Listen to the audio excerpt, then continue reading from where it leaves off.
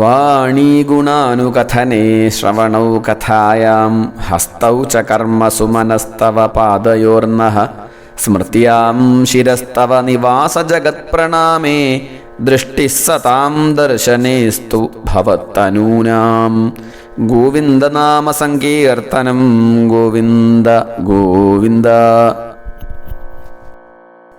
37-ാമത്തെ ശ്ലോകം നോക്കാം. അഥാ ജഗാമ ഭഗവാൻ നാരദഃ സഹ തുംബുരുഃ പ്രത്യുത്ഥായാഭിവാദ്യാഃ സാനുജോഭ്യർച്ചയന്നിവ.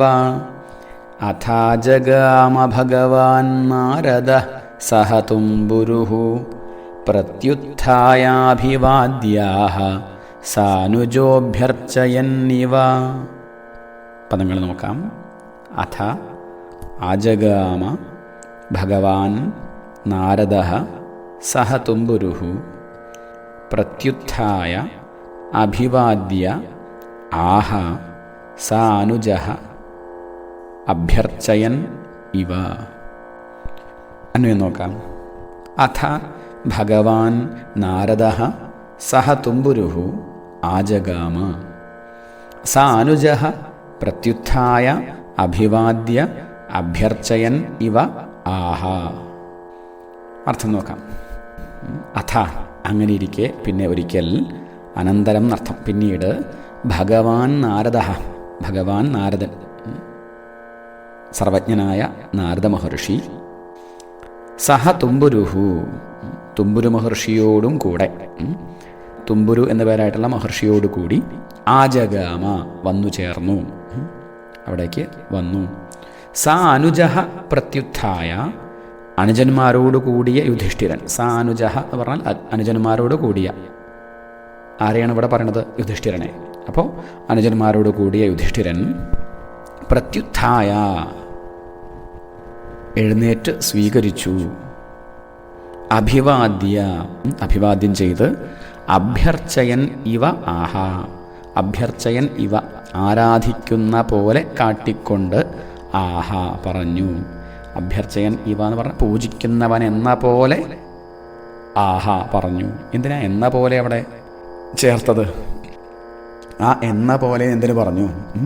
ആരാധിക്കുന്ന പോലെ കാട്ടിക്കൊണ്ട്. എന്തിനാ ഈ കാട്ടിക്കൊണ്ട്? അതാണ് ഇവ എന്ന ശബ്ദം സൂചിപ്പിക്കുന്നത്.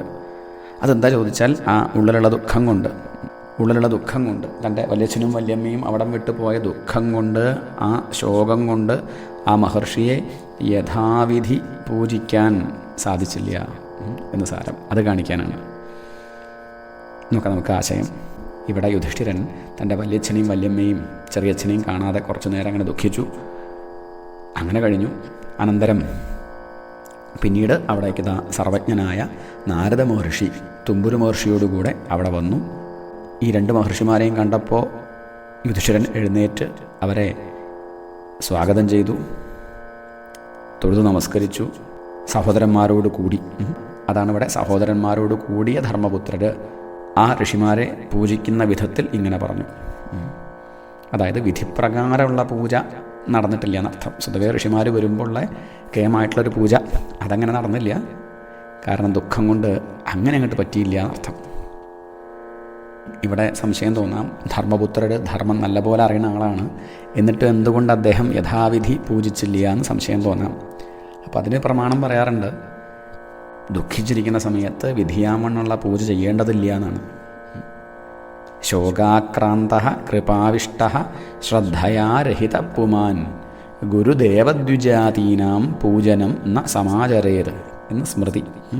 ഉള്ളിലെ ദുഃഖം, കരുണ ഇവ കൊണ്ടൊക്കെ ബാധിക്കപ്പെട്ട ആള്, അങ്ങനെയുള്ളൊരു പുരുഷൻ, ഗുരുക്കന്മാർ, ദേവന്മാർ, ബ്രാഹ്മണർ ഇവരൊക്കെ പൂജ്യന്മാരാണെങ്കിലും ഉള്ളിലെ ദുഃഖം, കരുണ ഇതുകൊണ്ടൊക്കെ ബാധിക്കപ്പെട്ട ശ്രദ്ധയില്ലാത്തൊരാൾ ഗുരുക്കന്മാർ, ദേവന്മാർ, ബ്രാഹ്മണർ ഇങ്ങനെയുള്ള പൂജ്യന്മാരെ പൂജിച്ചുകൂടാ എന്ന ധർമ്മശാസ്ത്രപ്രകാരം എന്ന് ശാസ്ത്രത്തിൽ പറയുന്നുണ്ട്. അത് പ്രകാരം യഥാവിധി പൂജിക്കാതെ ദുഃഖനിവൃത്തികരമായ ചോദ്യം ചെയ്തു എന്നർത്ഥം. എന്താ അവിടെ പറഞ്ഞത്? ഇവിടെ യുധിഷ്ഠിരൻ സങ്കടപ്പെട്ട് നിൽക്കുകയാണ്. തൻ്റെ വല്യച്ഛനെയും വല്യമ്മയും കാണുന്നില്ല, ചെറിയച്ഛനെയും കാണുന്നില്ല, സഞ്ജയനും ആകെ ദുഃഖിച്ചിരിക്കുകയാണ്. അപ്പോഴാണ് അവിടേക്ക് നാരദ മഹർഷി അങ്ങോട്ട് വന്നത്. ഒറ്റയ്ക്കല്ല, തുമ്പുരു എന്ന് പേരായിട്ടുള്ള തൻ്റെ സുഹൃത്തായ വേറൊരു മഹർഷി കൂടെ ഉണ്ട്. അപ്പോൾ ആ മഹർഷിമാരെ കണ്ടപ്പോൾ തൻ്റെ സഹോദരന്മാരോട് ഒരുമിച്ച് അർജുനനും സഹദേവനും നകുലനും ഭീമനും അവരൊക്കെ ഉണ്ട്, അവരുടെ കൂടെ ആ മഹർഷിയെ വന്ദിച്ചു യുധിഷ്ഠിര രാജാവ്. എന്നിട്ട് ചോദിച്ചു. നോക്കാം നമുക്കൊന്നുകൂടി ആ 37-ാമത്തെ ശ്ലോകം. അഥാ ജഗാമ ഭഗവാൻ നാരദ സഹ തുംബുരുഃ പ്രത്യുത്ഥായാഭിവാദ്യാഃ സാനുജോഭ്യർച്ചയന്നിവ. 38-ാമത്തെ ശ്ലോകം നോക്കാം.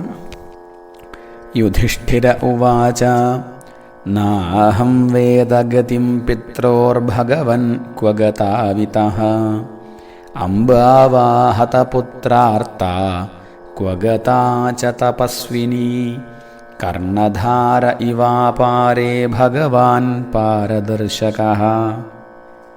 നാഹം വേദഗതിം പിത്രോർഭഗവൻ ക്വ ഗതാവിതഃ അംബാവാഹതപുത്രാർത്താ ക്വ ഗതാ ച തപസ്വിനി കർണധാര ഇവാപാരേ ഭഗവാൻ പാരദർശകഃ. നോക്കാം, പദങ്ങൾ നോക്കാം. ന അഹം വേദ ഗതിം പിത്രോഃ ഭഗവൻ ക്വ ഗതൗ ഇതഃ അംബാ വാ ഹതപുത്രാർത്താ ക്വ ഗതാ ച തപസ്വിനി കർണധാരഃ ഇവ അപാരേ ഭഗവാൻ പാരദർശകഃ. അന്നേ നോക്കാം. ഭഗവൻ പിത്രോഃ ഗതിം അഹം ന വേദ ഇതഃ ക്വ ഗതൗ തപസ്വിനി ഹതപുത്രാർത്താ അംബാ വാ ക്വ ഗതാ ച അപാരേ കർണധാരഃ ഇവ പാരദർശകഃ ഭഗവാൻ. നോക്കാം, അർത്ഥം നോക്കാം.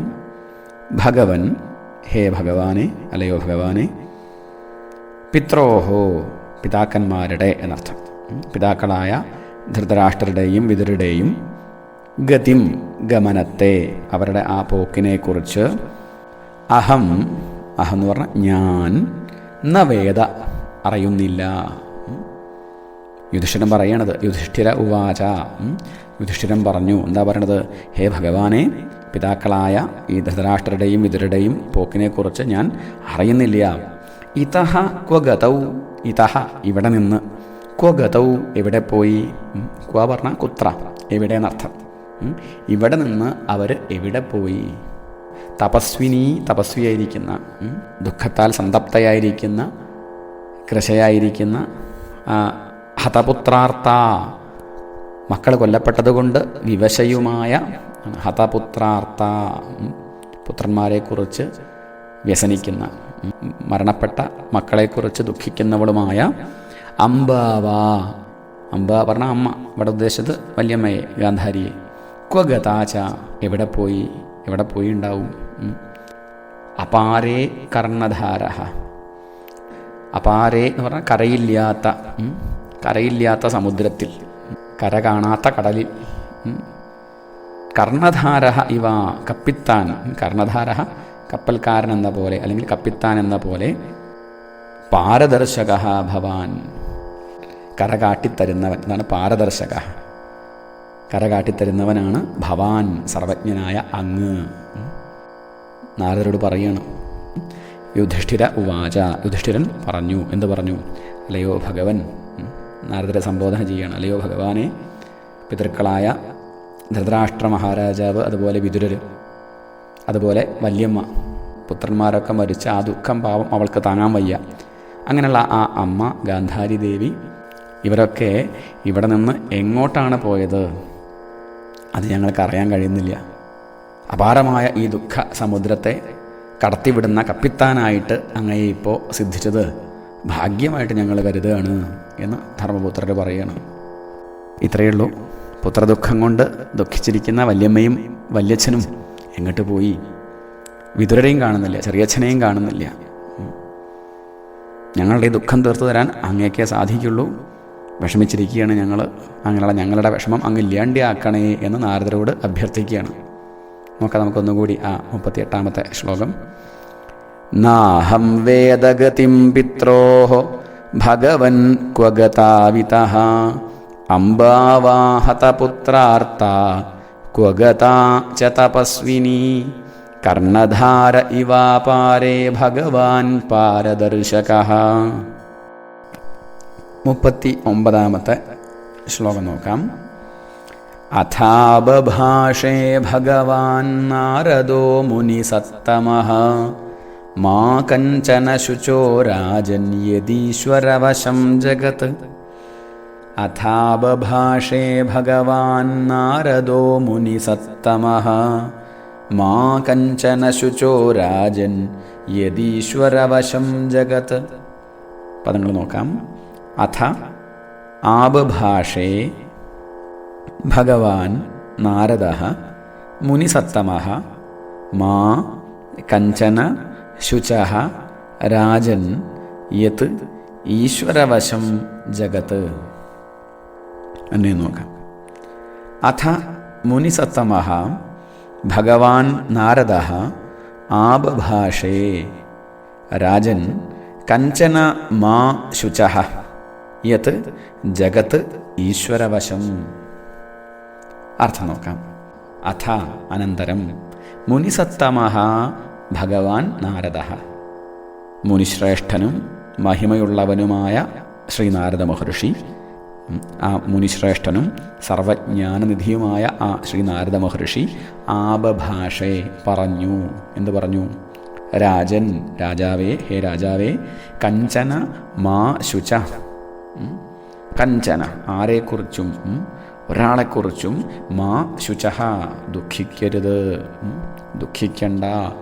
യത് എന്തെന്നാൽ, എന്തുകൊണ്ടെന്നാൽ ജഗത്ത് ഈശ്വരവശം, ജഗത്ത് ലോകം ഈശ്വരവശം ദൈവാധീനം, ഈശ്വരന് അധീനമായതാണല്ലോ. ഈ ജഗത്ത് ഈശ്വരന് അധീനമായതാണല്ലോ. ഇതാണ് നാരദ മഹർഷി പറഞ്ഞത്. എന്താ പറഞ്ഞത്? ഇവിടെ നാരദ മഹർഷി ആദ്യം തന്നെ ഈ പരമാർത്ഥം പറഞ്ഞു കഴിഞ്ഞാൽ, അവരെവിടെ പോയി എന്ന് പറഞ്ഞു കഴിഞ്ഞാൽ ചിലപ്പോൾ ഒരു പക്ഷേ യുധിഷ്ഠിര രാജാവ് ദുഃഖം സഹിക്കവയ്യാതെ മൂർച്ഛിച്ച് വീഴും. അത് വേണ്ടാന്ന് കരുതി ആദ്യം നാരദ മഹർഷി സാവധാനം മെല്ലെ മെല്ലെ കാര്യം പറയുകയാണ്. അദ്ദേഹത്തെ ഒന്ന് ശാന്തനാക്കാൻ വേണ്ടി, അദ്ദേഹത്തിൻ്റെ വിഷമത്തെ ഒന്ന് ശമിപ്പിക്കാനായിട്ട് ലോക സ്വഭാവത്തെ പറയുകയാണ്. ഋഷിമാരിൽ വെച്ച് അത്യുത്തമനായ ഭഗവാൻ നാരദർ ഇങ്ങനെ പറഞ്ഞു. എന്ത് പറഞ്ഞു? ഹേ രാജാവേ, യുധിഷ്ഠിര മഹാരാജാവേ, അങ്ങ് ആരെക്കുറിച്ചും ദുഃഖിക്കേണ്ട, ആരെക്കുറിച്ചും അങ്ങ് വ്യസനിക്കേണ്ട. എന്താണ് കാരണം? എന്തുകൊണ്ടെന്നാൽ ഈ ലോകം മുഴുവനും ദൈവത്തിന് അധീനമായിട്ടല്ലയോ ഇരിക്കുന്നത്. ഈ ലോകം മുഴുവനും ദൈവത്തിന് അധീനമായിട്ടല്ലേ ഇരിക്കുന്നത്. അതുകൊണ്ട് ഒന്നിനെക്കുറിച്ചും അങ്ങ് ദുഃഖിക്കേണ്ട എന്നർത്ഥം. ഇതാണ് നാരദ മഹർഷി പറഞ്ഞത്. എന്താണ്? രാജാവേ, അങ്ങ് ആരെക്കുറിച്ചും ദുഃഖിക്കേണ്ട ആവശ്യമില്ല. ഈ ലോകം മുഴുവൻ, ഈ ബ്രഹ്മാണ്ടത്തെ നോക്കി നടത്തുന്നത് ഭഗവാനാണ്, കാലസ്വരൂപനായ ഭഗവാനാണ്. ആ ഭഗവാന് അധീനരാണ് ഈ ജീവജാലങ്ങളൊക്കെ. ഇതാണ് നാരദ മഹർഷി പറഞ്ഞു കൊടുക്കുന്നത്. നോക്കാം നമുക്കൊന്നുകൂടി ആ 39-ാമത്തെ ശ്ലോകം.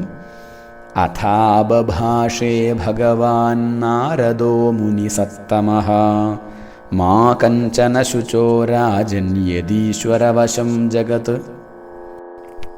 40-ാമത്തെ ശ്ലോകം നോക്കാം. ലോകാഃ സപാലായസ്യേമേ വഹന്തി ബലിമീശിതുഃ സ സംയുനക്തി ഭൂതാനി സ ഏവ വിയുനക്തി ച. ലോകാഃ സപാലായസ്യേമേ വഹന്തി ബലിമീശിതുഃ സ സംയുനക്തി ഭൂതാനി സ ഏവ വിയുനക്തി ച. പദങ്ങൾ നോക്കാം. ലോകാഃ സപാലാഃ യസ്യ ഇമേ വഹന്തി ബലിം ഈശിതുഃ സഹ സംയുനക്തി ഭൂതാനി സഹ ഏവ വിയുനക്തി ച. അന്വയം നോക്കാം. ഈശിതുഃ യസ്യ സപാലാഃ ഇമേ ലോകാഃ ബലിം വഹന്തി. സഹ ഭൂതാനി സംയുനക്തി സഹ ഏവ വ്യുനക്തി ച. അർത്ഥം നോക്കാം. ഈശിതുഹു ഈശ്വരനായ, ഈശിതാവായ, നിയന്താവായ എന്നർത്ഥം. ഈശിതുഹു യസ്യ സപാലാഹ, യസ്യ യാതൊരുവന്, ഈശ്വരനായ യാതൊരുവന്, സപാലാഹ രക്ഷകന്മാരോടുകൂടിയ, ഇന്ദ്രാദിപാലകന്മാരോടുകൂടിയ, ലോകപാലന്മാരോടുകൂടിയ, ഇമേ ലോകാഹ ഈ ലോകങ്ങളെല്ലാം, ഈ ലോകങ്ങൾ ബലിം വഹന്തി, ബലിം പൂജാദ്രവ്യത്തെ, ബലി എന്ന് പറഞ്ഞാൽ ബലിയെ, വഹന്തി എടുത്തു നിൽക്കുന്നു അല്ലെങ്കിൽ സമർപ്പിക്കുന്നു. സഹ അവൻ, ആ ഈശ്വരൻ, ഭൂതാനി സംയുനക്തി ജീവജാലങ്ങളെ അന്യോന്യം കൂട്ടിച്ചേർക്കുന്നു. ഭൂതങ്ങളെ അല്ലെങ്കിൽ ജീവജാലങ്ങളെ അല്ലെങ്കിൽ പ്രാണികളെ അന്യോന്യം കൂട്ടിച്ചേർക്കുന്നു, സംയോജിപ്പിക്കുന്നു. സ ഏവ വിയുനക്തി ച, സ ഏവ അവൻ തന്നെ, വിയുനക്തി ച വേർപെടുത്തുകയും ചെയ്യുന്നു. ഈശ്വരനായിരിക്കുന്ന യാതൊരുത്തന് ഇന്ദ്രാദി ലോകപാലന്മാരോടുകൂടിയ ഈ ലോകം മുഴുവനും ദ്രവ്യങ്ങളെ സമർപ്പിക്കുന്നുവോ ആ ഭഗവാനാണ് ഇവിടെ ജീവജാലങ്ങളെ അന്യോന്യം ചേർക്കുന്നതും യോജിപ്പിക്കുന്നതും. ആ ഭഗവാൻ തന്നെയാണ് അവരെ വേർപെടുത്തുകയും ചെയ്യുന്നത്. ഇത് മനസ്സിലാക്കിയാലോ ദുഃഖിക്കാണ്ടിരിക്കാം. ലോകതത്വമാണ് നാരദ മഹർഷി ഉപദേശിക്കുന്നത്. ആ ഭഗവാനാണ് ജീവജാലങ്ങളെ തമ്മിൽ ചേർക്കുന്നതും ജീവജാലങ്ങളെ തമ്മിൽ അകറ്റുന്നതും. അതാണ് വിവരിക്കുന്നത്. നോക്കാം നമുക്കൊന്നുകൂടി ആ 40-ാമത്തെ ശ്ലോകം.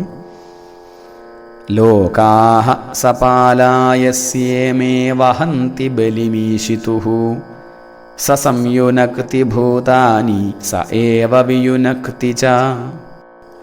41-ാമത്തെ ശ്ലോകം നോക്കാം. യഥാ ഗാവോ നസി പ്രോതാസ്തന്ത്യാം ബദ്ധാഃ സ്വദാമഭിഃ വാക്തന്ത്യാം നാമഭിർബദ്ധാ വഹന്തി ബലിമീശിതുഃ.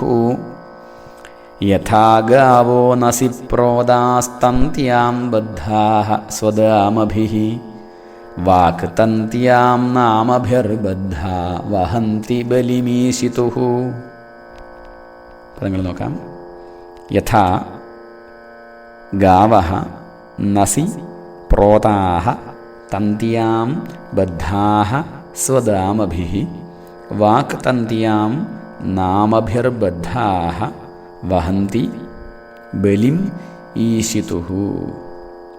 അന്വയം നോക്കാം. യഥാ നസി പ്രോതാഃ തന്ത്യാം സ്വദാമഭിഃ ബദ്ധാഃ ഗാവഃ വാക്തന്ത്യാം നാമഭിഃ ബദ്ധാഃ ഈശിതുഃ ബലിം വഹന്തി.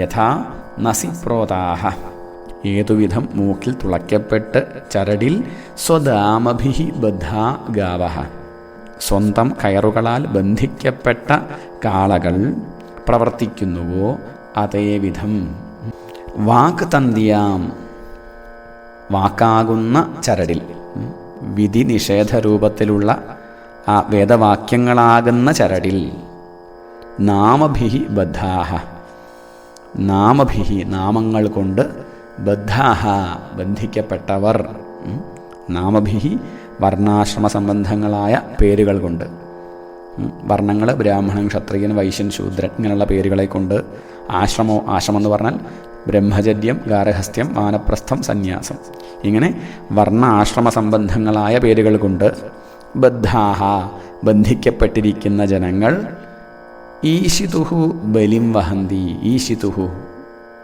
സർവേശ്വരന്, ബലിം ബലിയെ പൂജാസാധനത്തെ, വഹന്തി ചുമന്നു നിൽക്കുന്നു, വഹിക്കുന്നു. എന്താ പറയണത്? ഈ കാളകൾക്ക് മൂക്ക് തുളച്ച് കയറ് കോർത്ത് അതിൻ്റെ മുകളിൽ നീളമുള്ള വേറൊരു കയറ് കെട്ടി അത് വാഹനങ്ങളിൽ ചേർത്ത് ആ കയറ് കയ്യിൽ പിടിച്ചിരിക്കുന്ന യജമാനൻ ഈ കാളകളെ കൊണ്ട് പ്രവർത്തിപ്പിക്കുന്നത് പോലെ വേദമാകുന്ന ആ ചരടിൽ ബ്രാഹ്മണൻ, ക്ഷത്രിയൻ, വൈശ്യൻ, ശൂദ്രൻ, ബ്രഹ്മചാരി, ഗൃഹസ്ഥൻ, വാനപ്രസ്ഥൻ, സന്യാസി ഇങ്ങനെയുള്ള പല നാമങ്ങൾ കൊണ്ട്, പേരുകൾ കൊണ്ട് കെട്ടിപ്പിടിച്ചിരിക്കുന്ന ജീവജാലങ്ങളെ കൊണ്ട് ഈശ്വരൻ അതാത് പ്രവൃത്തികളെ എടുപ്പിക്കുന്നു. അവർ ചെയ്യേണ്ട പ്രവൃത്തികളെ അവരെ കൊണ്ട് ഭഗവാൻ എടുപ്പിക്കുന്നു. നമ്മളൊക്കെ ആ യജമാനൻ്റെ കീഴിലുള്ള കാളയെപ്പോലെ ആ ഭഗവാന്റെ കീഴിൽ അവനവൻ്റെ ധർമ്മങ്ങൾ ചെയ്ത് കഴിയുന്നു. നമ്മളെക്കൊണ്ട് ഭഗവാൻ പ്രവൃത്തികൾ ചെയ്യിപ്പിക്കുന്നു. എല്ലാവരും ആ കാലസ്വരൂപനായ ഭഗവാന് അധീനരാണ്. ആ ഭഗവാനാണ് ജീവജാലങ്ങളെ തമ്മിൽ ചേർക്കുന്നതും അകറ്റണതും. എന്നിട്ട് പറയാണ്, മൂക്കുകയറിട്ട കാളകളെന്ന പോലെ നമ്മളൊക്കെ ആ കാലസ്വരൂപിയായിട്ടുള്ള ഭഗവാന്റെ അധീനത്തിലാണ്. ഇങ്ങനെ പല പല ഉദാഹരണങ്ങളിലൂടെ അത് ബോധിപ്പിക്കുകയാണ്. നോക്കാം നമുക്കൊന്നുകൂടി ആ 41-ാമത്തെ ശ്ലോകം. യഥാ ഗാവോ നസി പ്രോതാസ്തന്ത്യാം ബദ്ധാഃ സ്വദാമഭിഃ വാക് തന്ത്യാം നാമഭിർബദ്ധാ വഹന്തി ബലിമീശിതുഃ. 42-ാമത്തെ ശ്ലോകം നോക്കാം. യഥാ ക്രീഡോപസ്കരാണാം സംയോഗവിഗമാവിഹ ഇച്ഛയാ ക്രീഡിതുഃ സ്യാതാം തഥൈവേശേച്ഛയാ നൃണാം. യഥാ ക്രീഡോപസ്കരാണാം സംയോഗവിഗമാവിഹ ഇച്ഛയാ ക്രീഡിതുഃ സ്യാതാം തഥൈവേശേച്ഛയാ നൃണാം. പദങ്ങൾ നോക്കാം. യഥാ ക്രീഡോപസ്കരാണാം സംയോഗവിഗമൗ ഇഹ ഇച്ഛയാ ക്രീഡിതുഃ സ്യാതാം തഥാ ഏവ ഈശേച്ഛയാ നൃണാം. അന്നേ നോക്കാം. ക്രീഡോപസ്കരാണാം സംയോഗവിഗമൗ യഥാ ക്രീഡിതുഃ ഇച്ഛയാ സ്യാതാം തഥാ ഏവ ഇഹ നൃണാം ഈശേച്ഛയാ. അർത്ഥം നോക്കാം. ക്രീഡോപസ്കരാണാം കളിസാമാനങ്ങളുടെ എന്നർത്ഥം, കളിക്കോപ്പുകളുടെ, സംയോഗവിഗമൗ ചേർച്ചയും പിരിവും, സംയോഗവും വിയോഗവും കൂടിച്ചേരലും വിട്ടുപിരിയലും. ഏതുവിധമോ യഥാ, യഥാ പറഞ്ഞാൽ ഏതുവിധമോ, സംയോഗവിഗമൗ യഥാ സംയോഗവും വിയോഗവും ഏതുവിധമോ, കളിസാമാനങ്ങളുടെ ചേർച്ചയും പിരിവും ഏതുവിധമോ. ക്രീഡിതുഹു ഇച്ഛയാ സ്യാതാം, ക്രീഡിതുഹു കളിക്കാരൻ്റെ എന്നർത്ഥം, ക്രീഡിതുഹു കളിക്കുന്നവൻ്റെ അല്ലെങ്കിൽ കളിക്കാരൻ്റെ, ഇച്ഛയാ ഇഷ്ടമനുസരിച്ച്, ഇച്ഛയ്ക്കനുസരിച്ച്, സ്യാതാം ഭവിക്കും എന്നർത്ഥം. തഥാ ഏവ അതേവിധം, ഇഹ ഈ ലോകത്തിൽ, തഥാ ഏവ അതേവിധം അപ്രകാരം തന്നെ എന്നൊക്കെ അർത്ഥം. ഇഹ ഈ ലോകത്തിൽ, ഇഹ പറഞ്ഞാൽ ഇവിടെ, ഇവിടെ എന്ന് പറഞ്ഞാൽ ഇവിടെ അർത്ഥം ഈ ലോകത്തിൽ, നൃണാം ഈശേച്ഛയാ, നൃണാം മനുഷ്യരുടെയും, ഈശേച്ഛയാ ഈശ്വരേച്ഛയനുസരിച്ച് ആയേക്കും. നൃണാം ഈശേച്ഛയാ മനുഷ്യരുടെയും ഈശ്വരേച്ഛ കൊണ്ട് ഭവിക്കും. എന്താ പറയണത്? ഈ കളിപ്പാട്ടങ്ങളെ കൊണ്ട് കളിക്കുമ്പോൾ ഈ കളിക്കുന്നവൻ്റെ, ആ കളിക്കുന്ന കുട്ടിയുടെ ഇച്ഛയ്ക്കനുസരിച്ചാണ് ആ കളിക്കോപ്പുകൾ തമ്മിൽ ചേർച്ചയും അകൽച്ചയും. കുട്ടിയത് ചേർത്ത് വെച്ചാൽ കളിപ്പാട്ടങ്ങൾ ചേർന്ന് നിൽക്കും.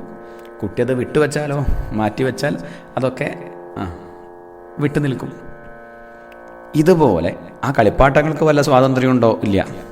ഇതുപോലെയാണ് മനുഷ്യർക്ക് തമ്മിൽ സംയോഗവും വിയോഗവും അവരെ കൊണ്ട് പ്രപഞ്ച സൃഷ്ടിസ്ഥിതി സംഹാരമാകുന്ന കളി നടത്തുന്നത് ആരാണ്? അത് ഭഗവാനാണ്. കുട്ടി കളിക്കോപ്പ് എന്ന പോലെ ഭഗവാൻ, നമ്മളാണ് കളിക്കോപ്പുകൾ. ആ ഭഗവാന്റെ ഇച്ഛയ്ക്കനുസരിച്ച് നമ്മൾ ചിലപ്പം ചേർന്ന് നിൽക്കും പലരോടും, ചിലപ്പോൾ നമ്മൾ വിട്ടു നിൽക്കും. അതിൽ നമുക്ക് സ്വാതന്ത്ര്യമില്ല. അത് ഭഗവാന്റെ ഇച്ഛ, അത് ഭഗവാന്റെ സങ്കല്പം. അതാണിവിടെ നാരദർ വർണ്ണിക്കുന്നത്. നെക്തായിലി ഒരു കുട്ടി തൻ്റെ കളിസാധനങ്ങളെടുത്ത്, കളിക്കോപ്പുകളെടുത്ത് അത് അങ്ങോട്ടും ഇങ്ങോട്ടൊക്കെ നീക്കി കളിക്കുന്നത് പോലെയാണ് കാലസ്വരൂപൻ, ആ നിയാമകൻ ഭഗവാൻ ഈ ജീവന്മാരെ വെച്ച് കളിക്കുന്നത്.